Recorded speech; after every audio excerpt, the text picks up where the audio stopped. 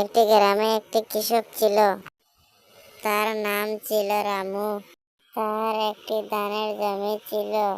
প্রতিদিন সকালে উঠে সে নিজের মাঠে কাজ করতে যায়। সে খুব একজন ভালো মানুষ ছিল। পরের দিন তার নিজের জমিতে কাজ করার জন্য বাড়ি থেকে রওনা দিল রামু। সে গিয়ে দেখতে পেল তার জমিতে অনেক লোক এসে তার জমি থেকে ধান তুলে নিয়ে যাচ্ছে।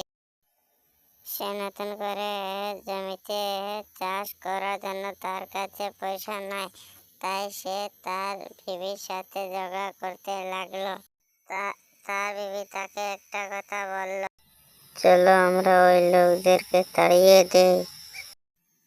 রামু বলল, কি করে ওদেরকে তাড়িয়ে দিব? আমাদের কাছে কিছু আসে নাকি? তার বিবি তাকে বলল, চলো বন্দুক নিয়ে আমরা ওদেরকে তাড়িয়ে দিয়ে আসি, আমিও লাঠি নিয়ে যাব মাঠে।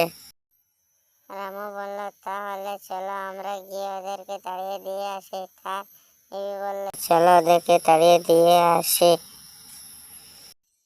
অবশেষে রামু আর তার বিবি ওদেরকে তাড়িয়ে দিতে সক্ষম হলো।